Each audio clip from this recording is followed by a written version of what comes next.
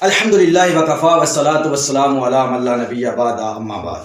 معزز ناظرین کرام، آج کی ویڈیو میں ہم آپ کو بتلائیں گے کہ جادو کا علاج حجامے کے ساتھ کیسے کیا جا سکتا ہے۔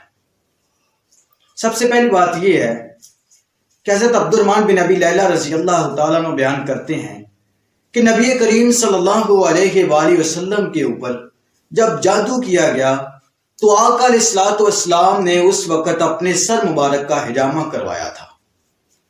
ابن قیم جوزی رحمۃ اللہ علیہ بیان کرتے ہیں، جو لوگ اس حدیث کے اوپر شک کرتے ہیں، اگر ان کو دنیا کا کوئی بڑا حکیم یہ بات کہہ دیتا، ابو علی سینا جیسا حکیم یہ بات کہہ دیتا کہ حجامے کے ساتھ جادو کا علاج کیا جا سکتا ہے، تو یقیناً ان لوگوں نے ان کی بات مان لینی تھی۔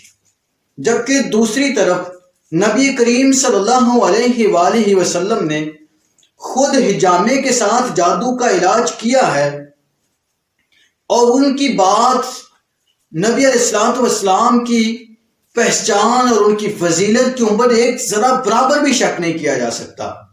جبکہ نبی کریم صلی اللہ علیہ وآلہ وسلم نے فرمایا کہ شیاطین انسان کے جسم میں ایسے گردش کرتے ہیں جیسے خون گردش کرتا ہے۔ زید بن ارقم رضی اللہ تعالیٰ عنہ بیان کرتے ہیں کہ نبی کریم صلی اللہ علیہ وآلہ وسلم نے فرمایا کہ بیت الخلاء یقیناً جنات کا محل ہے، جنات کا گھر بیت الخلاء ہے، کیونکہ یہ نجاست والی اور گندگی والی جو جگہ ہیں وہاں پر یہ جنات جو ہیں یہ رہتے ہیں۔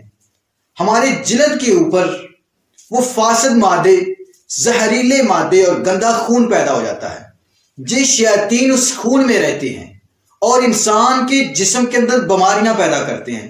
جب حجامہ لگا کر وہ گندا خون، وہ فاسد مادے، وہ زہریلے مادے انسان کے جسم سے نکال دیے جاتے ہیں، تو یقیناً ان کے ساتھ یہ جو شیاطین ہیں، گندے شیاطین، وہ بھی نکل جاتے ہیں۔ اللہ تعالیٰ ہمیں اس کے ذریعے سے حجامے کے ساتھ علاج کرنے کی توفیق عطا فرمائے۔ وآخر دعوانا الحمدللہ رب العالمین۔